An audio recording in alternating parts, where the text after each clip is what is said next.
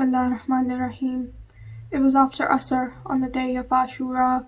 Imam Hussain lay dead. The earth had trembled, wrath had broken its banks. From the camp of the family of the Holy Prophet, such lamentation arose as had never been heard before. Yazid's army had brutally murdered our Imam, his sons, his brothers, his nephews, and his companions. No one was spared. Amongst the male adults there remained only our fourth Imam, Imam Zain al-Abidin, who lay unconscious in his tent, with his young son Muhammad hovering around him, weeping. One would think that even the devil would halt himself in exhaustion after so much evil and torture, but that was not to be. Umar Saad received a letter from Ibn Ziyad. The governor of Kufa instructed that they should not be satisfied with the death of Hussein. His body must be subjected to the ultimate insult of being trampled by the hoofs of horses. And this was done to the grandson of the Holy Prophet.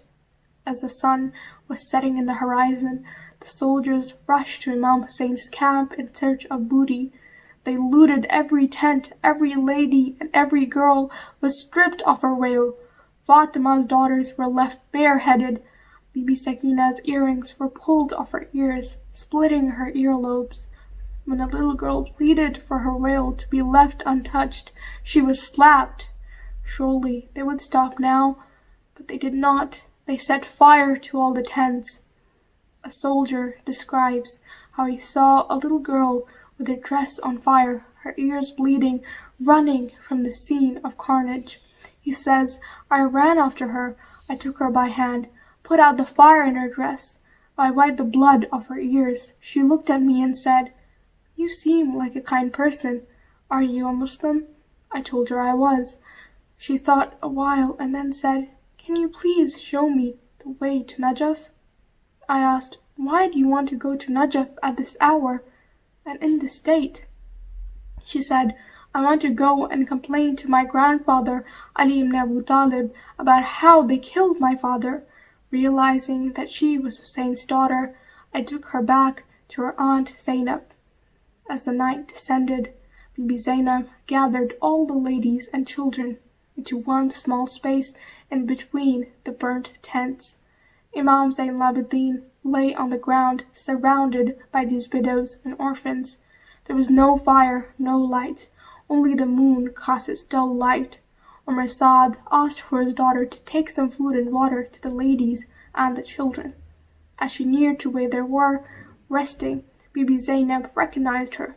She stood up, went towards her widow, and offered her condolences for the death of her.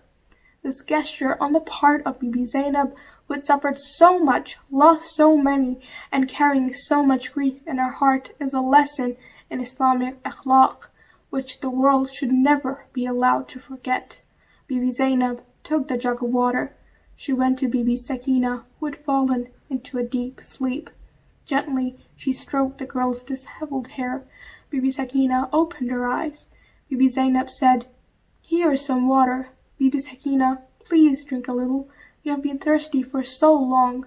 On hearing the word water, Bibi Sakina cried out hopefully, Has my Uncle Abbas come back? When she was told that her widow had brought the water, she got up, went to her widow, thanked her, and then asked Bibi Zainab, Have you all drunk water? Bibi Zainab shook her head. Bibi Sakina asked, Why then do you ask me to drink water? Bibi Zainab said, Because, my dear, you are the youngest. Bibi Sakina replied, No, Asghar is the youngest. Bibi Sakina took the jug of water, ran towards where Asghar lay buried, crying, Wa Asghar. This was how the homeless spent their night in Karbala. This was Sham Ghreeba, the night of the homeless. They had lost everything. Their men had died. Their children had been killed. In this desolate desert, our fourth Imam, the women, and the remaining children are huddled where only a few hours before had stood their camp.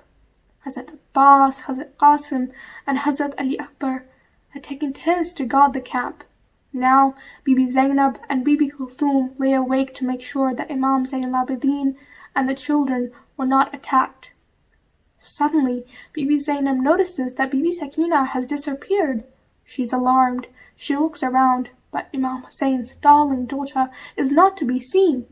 Bibi Zainab slowly walks to the battlefield. She comes to where Hazrat Abbas lay. Abbas, Abbas, my dear brother, have you seen Sakina? There is silence.